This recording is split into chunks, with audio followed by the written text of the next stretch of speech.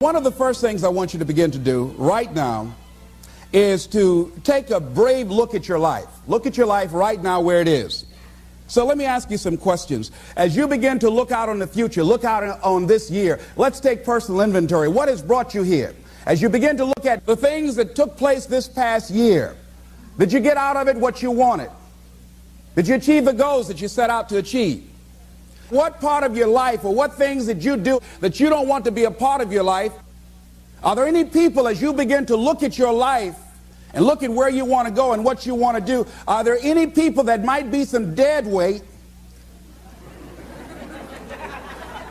that you need to think about unloading? Because what you have found through that relationship, that it's more toxic than it is nourishing, it's more debilitating than it is empowering, and so now you've got to make a decision. See, many of us won't be able to move forward because we're not taking true inventory of our lives. As you begin to look at your emotional, your spiritual, and intellectual development, how many books did you read? How many seminars did you attend? How many classes did you take to begin to develop yourself professionally, to improve your craft or your skill? How many new things did you learn? Just take some personal inventory, just thinking. Beginning to know yourself. What are the things about your past that has influenced you right now? What's your philosophy of life? What are your beliefs, things that you feel very strongly about? What are some of the things that you have picked up along the way that you've been doing them for so long you think that they're you, that you need to begin to re-examine them and perhaps get them out of your life? See, a lot of things we're doing, we do unconsciously because we picked it up somewhere in life. A friend of mine out of Chicago named Rhea Steele, I was at her house to have dinner, and Rhea, who was born in Chicago, has a tremendous southern drawl. After I met her mother, I said, where did Rhea get her southern drawl from? She said, my sisters came up from Kentucky, and they used to be her babysitter. And she picked it up while in their presence. And Rhea still has that drawl. What is it that you've picked up somewhere in life that might be a liability to you? What fear, what beliefs that you're holding on to tenaciously that's no longer allowing your life to work? That's not enabling you to produce the results that you want to produce in your life. And you're still clinging to them. See, as we go into a new world, there's some old behaviors that just won't fit. What are the events? What are the circumstances? What are the people that have shaped you? Just thinking. What are the things that you need to let go? Some things that have cost you pain, that's stifling your growth and development. What are those things? As you begin to look at your profession or your career, what is it that you need to do to begin to upgrade your skills or your knowledge, to continue for you to be competitive in the marketplace? As you begin to look at yourself and ask some of these questions, what is something that you're good at? Are you living your passion? Are you living your dream? What do you regard as your greatest personal achievement? What is the one thing that other people can do to make you most happy?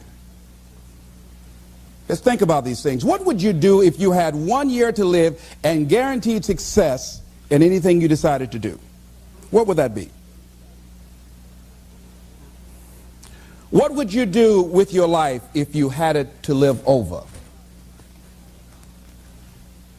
Getting to know yourself. What is one value, one deep commitment from which you would never budge?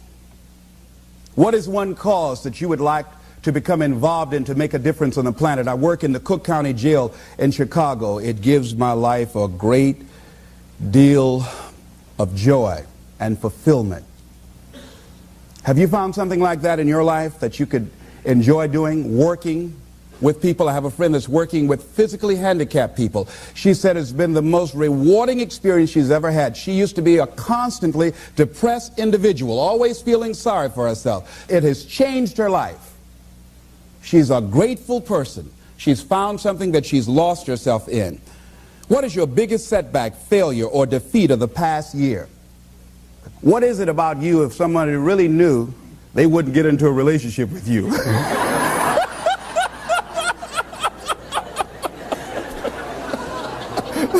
Now don't go tell it. But once you acknowledge what that is, then start working on it and changing it. Change that. It's easy to blame the other person, but start taking ownership for where you are. Are you proud of how you have been living your life? Have you explored your natural talents, your gifts, by enthusiastically trying a variety of activities? Ladies and gentlemen, a lot of us have so much talent and abilities, we just put them back on the back burner, or just left them aside someplace. Never did anything with them, never brought them out here. Used to do them extremely well in high school or college, or just had a natural gift and never did anything with it. What are you sitting on? What gifts are you sitting on? Have you resigned yourself to a life feeling that nothing can be done to change your future or your circumstances? Have you been afraid to try something different because you're afraid of how people will react to you or what they will think? Those are some of the things that I suggest that you begin to answer yourself. Now, here are some things that I suggest that you begin to look at working on to develop your character. Some things that will give you some personal strength. Webster says character building activities. He says character, the pattern of behavior or personality found in an individual or group. Moral strength, self-discipline, fortitude. That's what's going to be required in order to begin to manifest your greatness. Now, looking at yourself, one of the things I'm suggesting you look at, what is it that you need to be in the process of doing more of or less of? Like being more direct. So I used to have a problem of not telling people what I actually thought because I didn't want to hurt anybody's feelings. Saying no without feeling guilty. More focused. So I used to be the jack of all trades and master of none. Used to do a lot of things. One year I decided to do one thing well. I looked at all of my talents and I decided the strongest one, my ability as a speaker, that's the one I'm going to focus on. But I'm capable of doing a lot of other things. But only when I decided to focus that I begin to reap the rewards of my talent. And then after you do that, you can begin to expand and use the other talents that you have. Deciding to keep your word. If you just decide, I'm going to keep my word. If I say something, I'm going to do it regardless. Being more considerate. More trusting. More disciplined. Being less fearful. Being more adventurous. Find something that you can look at your life that you say, hey, I know I've got a problem in this area, being late. I need to take care of that. Procrastinating. I need to deal with that. Not taking care of business, being seriously not serious. Creating an imbalance in my life where I'm spending more time looking at television or having social fun and not spending enough time working on me. See, most people, ladies and gentlemen, spend more time working on their jobs than they spend working on themselves. They work harder on their jobs than they work on themselves. And whatever we achieve in life, whatever we create, whatever we're able to manifest comes out of the human mind. Now, I want you to think about 5 things that if you had the courage to do them, it will give you a feeling of satisfaction and self-respect. Think of 5 things that if you had the courage to do those things, you would feel a tremendous feeling of satisfaction within and self-respect. Take the time to write those things down, whatever they might be to you. It might be in your personal life. It might be in your friendships, your family relationships. It might be in your business. I was negotiating with a friend of mine that I admire a great deal. And this person went back on their agreement. And I did not challenge them on it. Number 1, because of my admiration for her. Number 2, because I really wanted the business, and I think she sensed that. So I didn't want to seem too picky, and I was nervous about it. And I was cowardly, because I should have said, listen, that's not what we agreed to. I should have called her on that. But I didn't want to look bad, or to appear to be negative, or risk losing the business. Look at 5 things that if you had the courage to do those things, that you would do those things. A lot of people say, well, I've been like this all my life. I just can't change. This is the way I am. Dr. Harold Griswold, a psychologist and author of Direct Decision Therapy, said something. He says, when someone says, I can't change, some part of them wants to change, but the payoffs for his present behavior are greater than the payoffs for a changed behavior, or his fear of change is too great. Ladies and gentlemen, it takes courage to live your dreams. It takes courage to manifest your greatness. It takes courage to decide to live, to decide to bring out all of your talents and abilities, to decide to stretch out, to decide to take a chance. It takes courage to be happy, just to be you. I saw a friend who I hadn't seen for a long time. Her whole personality has changed.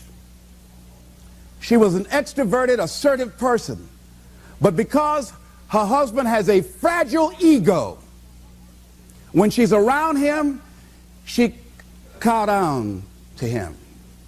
She plays to him. She's very silent. She doesn't express herself, her feelings. And there are many things she wants to do, but before she even makes a decision of what she wants to do, she checks. How will he handle this? How will he see this? Will this be disruptive in our relationship? A lot of us readjust our behavior and we end up not being who we really are in deference to relationships, men and women. Looking at the word courage, Webster says the attitude of facing and dealing with anything recognized as dangerous, difficult, or painful instead of withdrawing from it. As you begin to look at where you want to go and take personal inventory, it's going to be very uncomfortable. That's why most people don't do it. It's very painful to admit your shortcomings, to admit your weaknesses. It's very painful to do that. It's much easier to withdraw from that and just ignore it. He goes on to say the courage of one's convictions, the courage to do what one thinks is right. As you begin to look at yourself and look at where you want to go with your life, it's very important for you to ask yourself a question as you look at various areas of your life.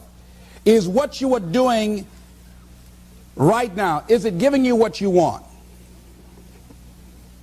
If it's not giving you what you want, it's going to take courage to decide to do something differently. It takes courage to enjoy yourself. What are some of the self-defeating behaviors that we become involved in that prevent most people from enjoying themselves? Some people develop the "what's the use" attitude. Why bother? Some people have the "I really don't care." And they convince themselves that they don't care and they don't feel anything. And after a while, they really don't feel anything. Their lives are empty. Some people say, well, it's really not worth the hassle. Just too hard. It doesn't bother me anymore. The fact that I'm not living out my dream. The fact that I'm capable of doing more and I'm not doing it. The fact that I'm content but I'm not fulfilled. The fact that I'm not living my dream. Tom Rusk and Randy Reed in a book called I Want to Change But I Don't Know How said, people go through life many times playing it safe. He says that's the secret hope, that they say to themselves, if I never let myself feel too good, maybe I'll never get hurt too badly. A lot of people don't ever do the things they're capable of doing because they allow themselves to go along with the crowd, following the crowd. Many people have things they want to do, and they find themselves in relationships with people who are addicted to mediocrity, and they allow their behavior to influence their behavior. Following the crowd. Many people don't do it because of the fact that they allow their lack of self-confidence to immobilize them. I remember when I wanted to go into business for years, that was an agonizing thought in my mind. I wouldn't try it, because I didn't believe that I could make it. Of the 5 things that you would like to do if you had the courage to do, I want you to pick one thing. Pick one. And here's how to set it up for yourself that will help free you and get you unstuck. What is the worst thing that can happen if you do it? What's the worst thing that can happen? Let's say going into business for yourself, or changing careers, or getting a divorce. taking some kind of chance of something that you've always thought about doing, but you just haven't done it for whatever reason. What's the worst thing that can happen? Do the worst case scenario. Now, when you do the worst case scenario, you write those things down, the worst things that you fear would happen. When you name your fears, that puts you in control. What are you afraid of? Name it, write it out so you can look at it. Confront that fear. What is it? I'm afraid that things might work out. What else, Les? Well, I've never been in business, okay? What else, Les? Well, I don't have all the help I need, okay? Good. What else, Les? Well, I don't have enough money, all right? Good. What else, Les? Well, I don't have a college degree. What else? I'm not as good as those other guys that I've seen up there speaking, okay? What else? Well, that's all I can think of right now. Okay, good. Now that takes you to the next step. What are the benefits? What are the benefits of your acting courageously, taking life on?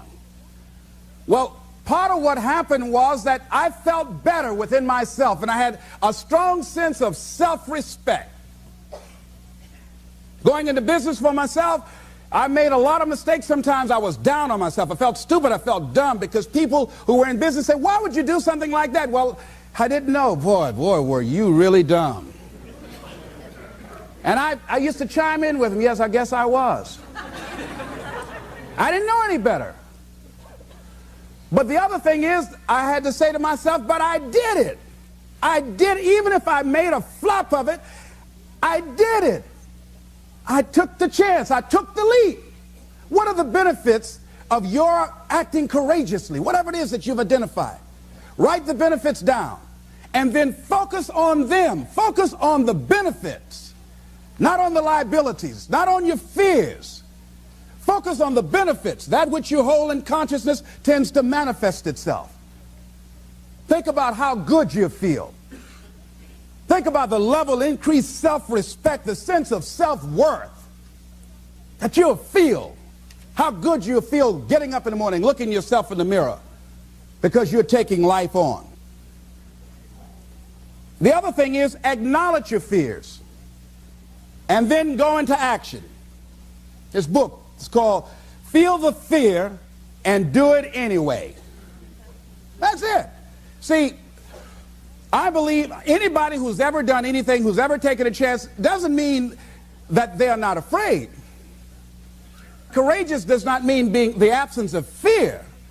I think that being courageous is willing to do it because that's what you feel and you're going to do it anyhow. Regardless, you're not going to be immobilized by your fears or your doubts. You admit, okay, I'm scared to death. Now, okay, what is it that I must choose to do? Go ahead and experience that fear, but don't let that fear immobilize you.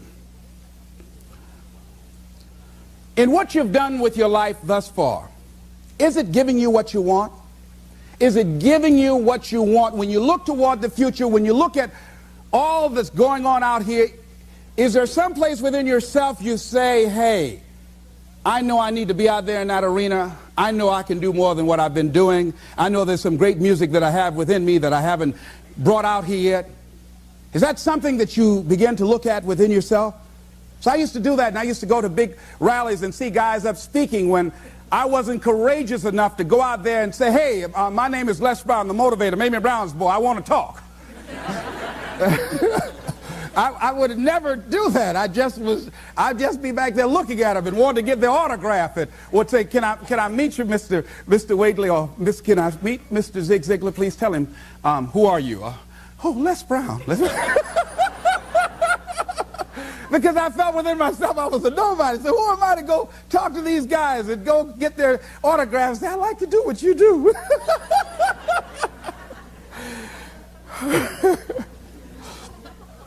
See, I say if you look at your life, and if you're not getting what you want, you owe it to yourself to do something differently.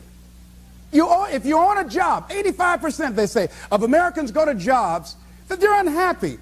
If you're doing something 8 hours a day that you don't like, it's not giving you what you want, it's not giving you a strong feeling of satisfaction and fulfillment, you're miserable, you hate to go there, you're depressed just thinking about it, you sing the "Thank God It's Friday" song every week, It's giving you headaches just thinking about it on Sunday afternoon after the football game goes off. If that's what it is, you owe it to yourself to start strategically working to change directions. See, but you know what most people will do?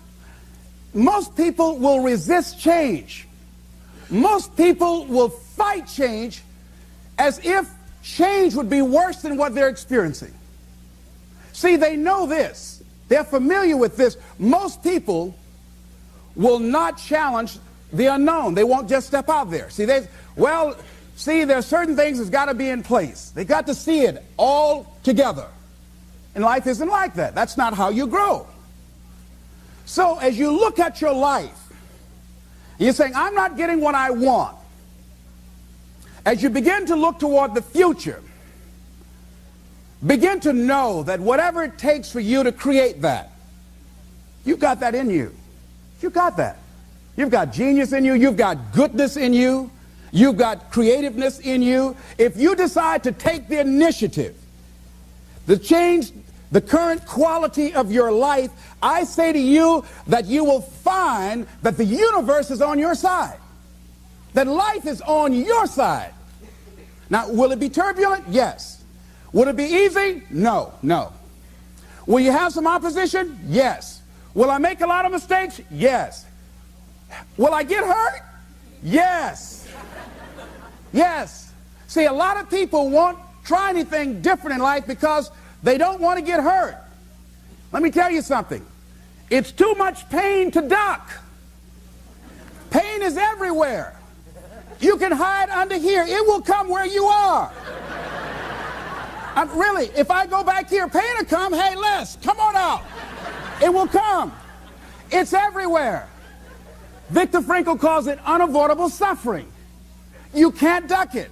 But most people spend their life not wanting to deal with the pain of rejection, the pain of defeat, the pain of being disappointed, the pain of losing, the pain of failure, the pain of being criticized, the pain of not being liked, the pain. That's called life. Life is full of pain. It's everywhere. But guess what? There's no gain without pain. Now, if you're going to hurt anyhow, get some yardage out of it.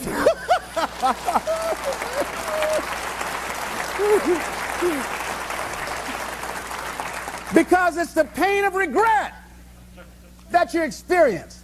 If I had it to do over again, that's a pain. Don't you know that's something? When you know, I was in a seminar once and this lady stood up. If I had my life to live over again, she talked about all of the things that she would do. And you can feel the pain of regret in her voice.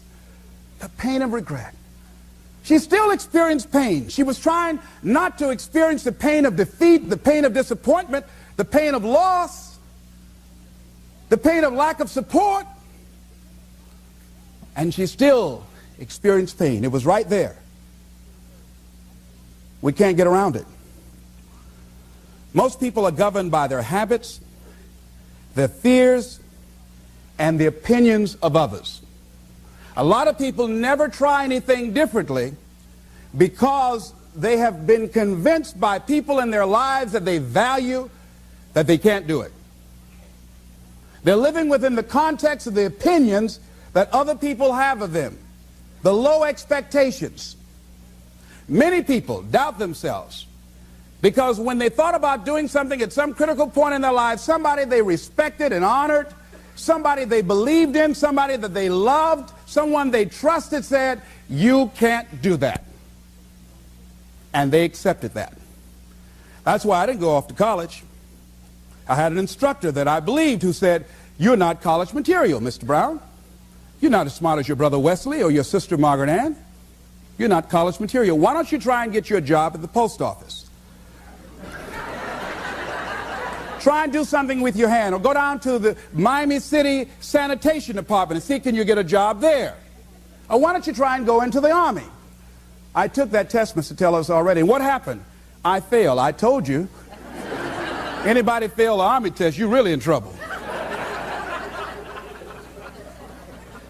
So I went down to the sanitation department to try and get a job. because that's what I believe was possible for me. As you look at your life, ask yourself the question, what would your life be like? What would your life look like if you decided not to care what people thought of you? What would your life be like if you decided to give up some of your fears? What would your life be like if you decided to become courageous? What would your life be like? If you decided to act on your dream, if you did what you felt in your heart. You know what courageous means? Tom Rusk and Randy Reed said. They said that courage comes from a French word which means of the heart.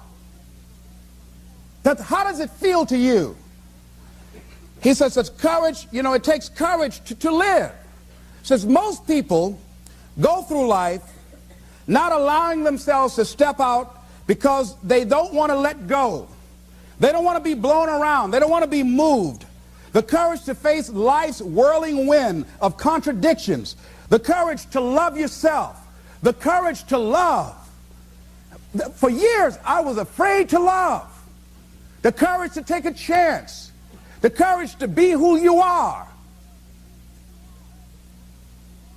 He says, courage isn't for somebody else, for medals, applause, or moral debts. Courage is what at that moment feels most right for you.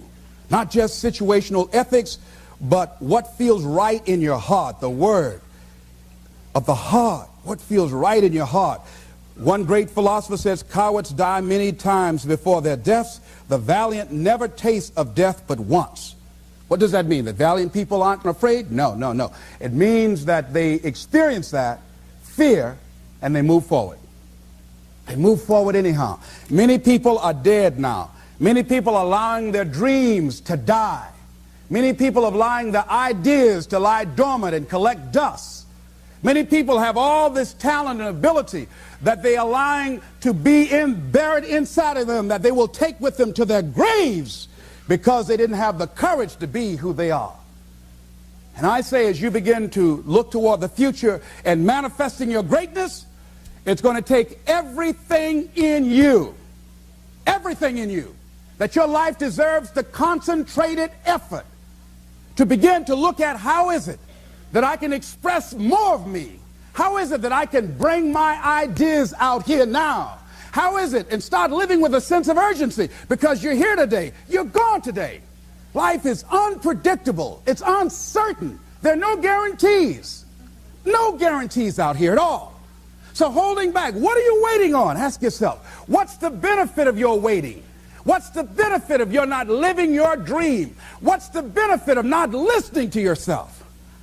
Oh, please, listen to yourself. You know the feelings. If you start listening to the feelings in your heart, and I'm doing it now more every day, I find that my feelings, I can trust them.